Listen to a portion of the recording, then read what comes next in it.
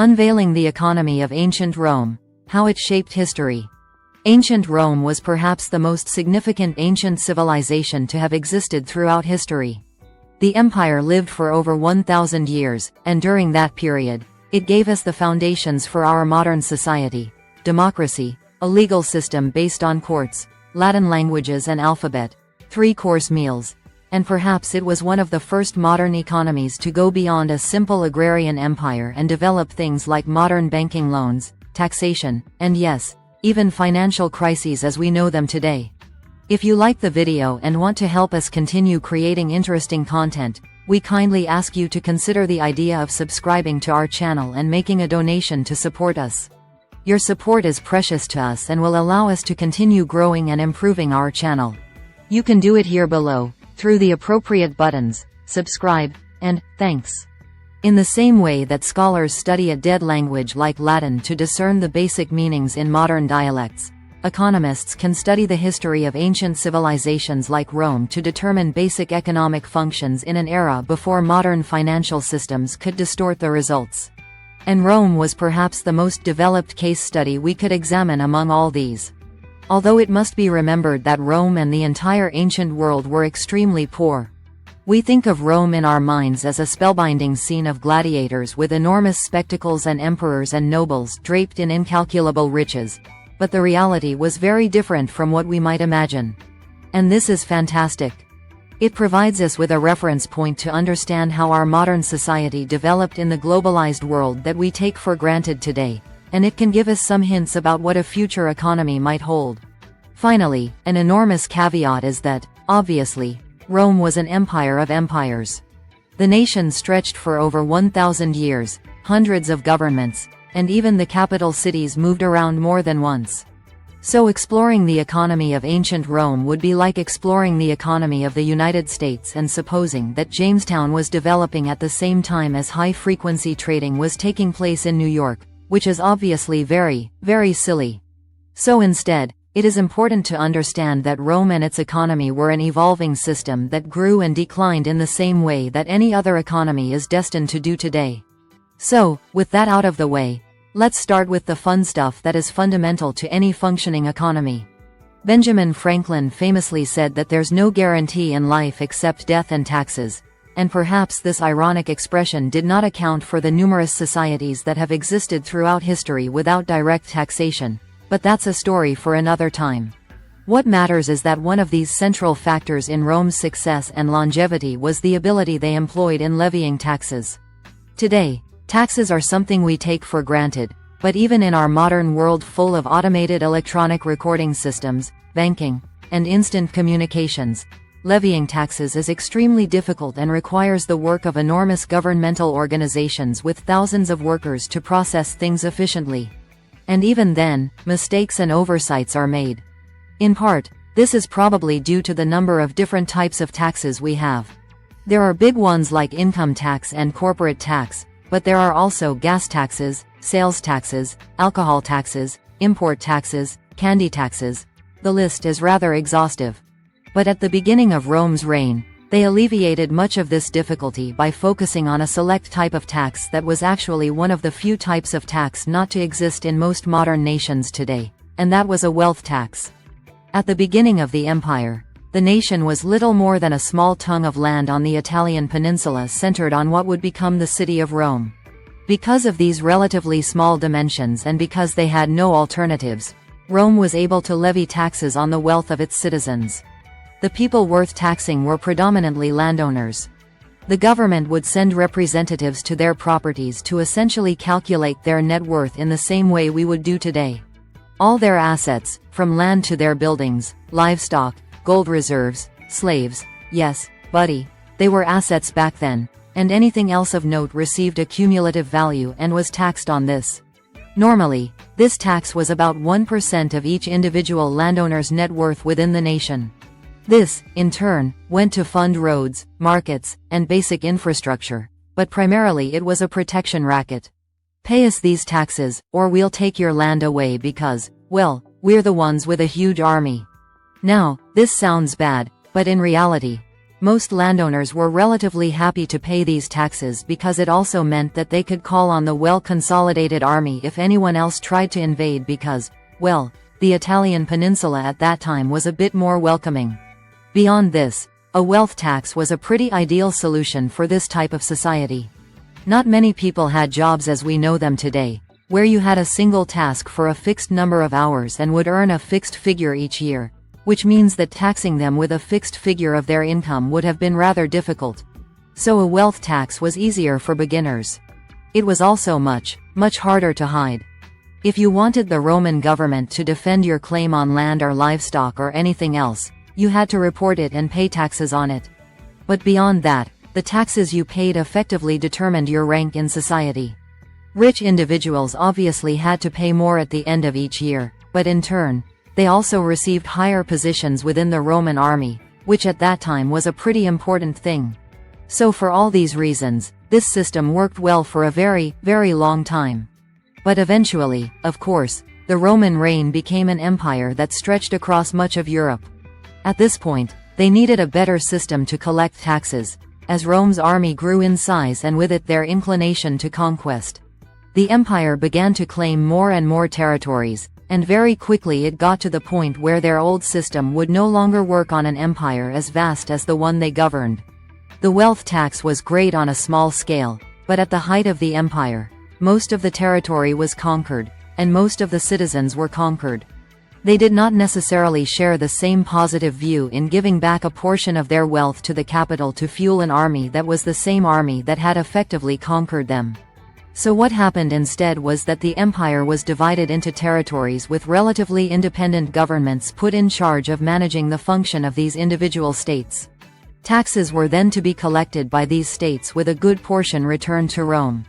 The actual collection of these taxes was an entirely different matter because the Roman nobility was relatively smaller in number compared to the conquered populations. The Romans essentially privatized tax collection for each region. Roman officials calculated how much tax they wanted to extract. The regions richer like the East required higher taxes compared to regions in the North, for example. Once a figure was decided, Rome would essentially auction off the rights to tax this region. Private contractors would bid for the right, and the highest bidder would be selected. The winning contractor would then pay the Roman government in advance and would get their money back by going out and levying taxes on the citizens of the individual regions. These contractors still had to follow the rules on what could legitimately be taxed, but they often brought force into a region to extort these taxes without requiring the intervention of a permanent Roman army. Of course, it was not a perfect system. For example, the privatization of tax collection, which was equivalent to a mercenary organization, was a hotbed of corruption. Surprise, surprise. But the politicians in the center of Rome were not excessively concerned. They had the money in advance to fund their big cities and keep their army operational so that they could continue to command unparalleled influence in the region. And the best part is that now they didn't even have to worry about the administration itself. This sounds very much like ancient colonialism. A rich and militaristic nation claims foreign lands and extracts the wealth of conquered nations, bringing it back to their capital to build an ever larger army to repeat the cycle again and again, similar in many ways to the British, Dutch, and Spanish colonies of more modern history. And this was, in a certain sense, true in a very limited capacity, but it was not the whole story. Rome expanded its influence through conquest. There is no doubt about that. But life and the empire were not necessarily so bad for the people who accepted Roman rule. In exchange for the taxes they imposed, Rome would build roads and infrastructure in all these states. Now, this served in part to consolidate their claim on the land, but it also had a dual purpose of opening these regions to trade with other areas within the empire. Beyond that, these areas could wave the flag of Rome, which seems like a bad thing, but in reality, it was a signal of warning to the rest of Europe that you don't mess with us because we have the largest army on earth sitting behind us. For this level of protection and the trade that came with it, these taxes were a reasonably fair price to pay for most citizens at most times in the history of Rome. From the central Roman government's perspective, this was a win-win situation for them as well. These areas were Rome, and the prosperity of these regions was, by extension, the prosperity of the empire. This probably had much less to do with colonialism as we know it and was, in a certain sense, very similar to a franchising model. An independent entity would come under the banner of a larger institution. They would pay taxes with their own profits to be part of it, and in exchange, they would get the reputation, security, and collective industrial power of the larger institution. Now, of course, McDonald's does not expand its portfolio of restaurants by sending its legionaries to invade the local dirty bird, but the similarities are otherwise rather striking. So whatever you want to call it, the Roman model adapted over time and was incredibly effective in governing a vast realm with minimal need for local administrators. But despite all this, the nation, even at its height, was nowhere near as rich as most people suppose. Rome was at the time a very powerful empire and the seat of a very, very developed economy, but it must be remembered that throughout the history of this empire, China and India were richer. This was not necessarily the Romans' fault. They were a more advanced civilization. It's just that progress didn't mean as much as it does today.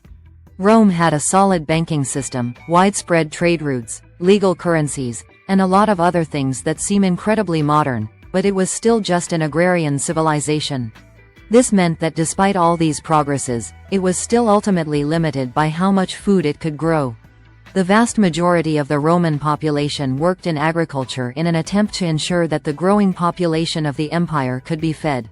This meant that since China and India simply had better agricultural lands and larger populations, they were richer economies. It sounds so strange to us in the modern world because agricultural lands have been neglected in determining the wealth of nations in our modern world. Countries like Canada, Australia, or Saudi Arabia can be very, very rich and powerful despite having very, very limited agricultural lands because we live in a world of abundant food production. They can simply exchange their industrial capability for food production, and it is a win-win situation for everyone. In ancient Rome, despite all their other progresses, they were still a population limited by food centered on a peninsula that has legendarily terrible soil. Of course, trade helped with this dilemma, but despite that, the total GDP of ancient Rome at the height of its empire was only $32 billion a year at today's exchange rate. By extension, this also meant that Rome had a GDP per capita of $527. Making it poorer than every single country on Earth today. Now, we have explored the issue of the enormous wealth disparities between the modern industrial world we live in today and the agricultural world that existed before the Industrial Revolution. Before on this channel, we went even further and used it to determine the wealth of future civilizations like the Star Wars galaxy. But the reason why it is so important for ancient Rome is that it provides us with a clear case study of what a world would look like if we had notably modern financial systems but without the modern technology that we take for granted today. Rome, throughout its history, adopted surprisingly modern banking systems, and we are used to financing things like wars and construction projects. Banks as we know them today really took off in the empire, and a solid accounting system was implemented so that people could store their wealth in banks rather than having to hoard it themselves. This was incredible in and of itself, but perhaps even more curiously, it might have led to one of the first economic crises in history, a crisis that was eerily similar to the crises we see today. Financial crises as we know them today seem to be the result of our modern financial system and, in particular, the system of debt dependency on which many of our modern economies are based. We have things like the debt cycle model that shows that we are more or less destined to enter crises every decade or so. What causes these crises is normally a society overly indebted with too much debt and then some sort of external shock that makes it all come crashing down.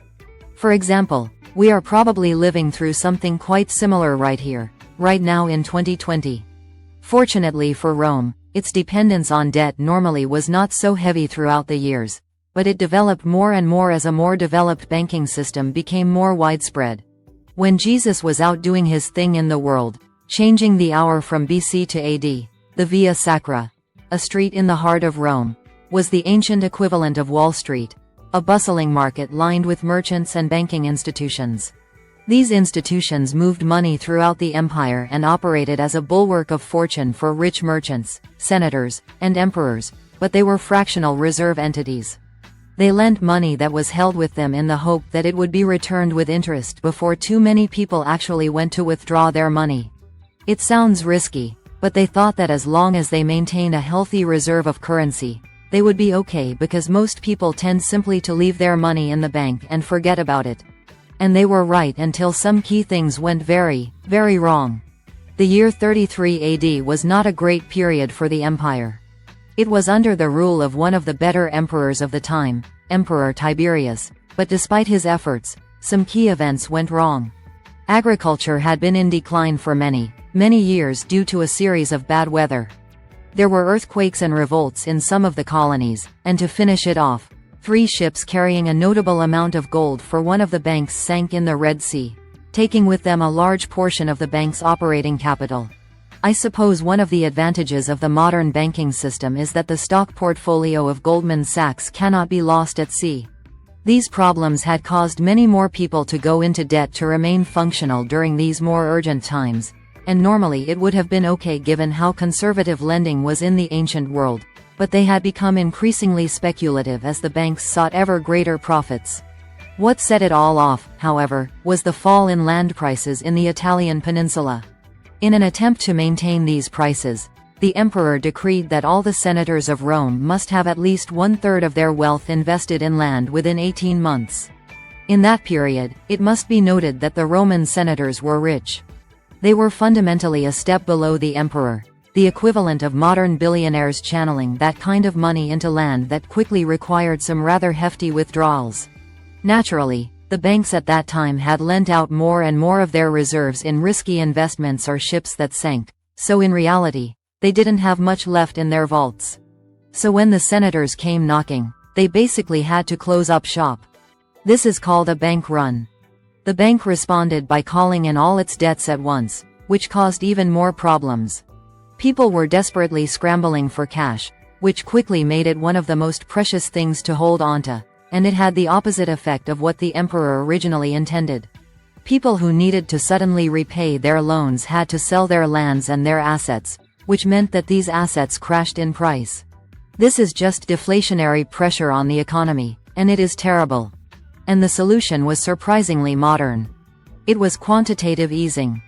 The emperor ordered the treasury of Rome to distribute 100 million sesterces to the banks of Rome, the equivalent of about $2 billion today.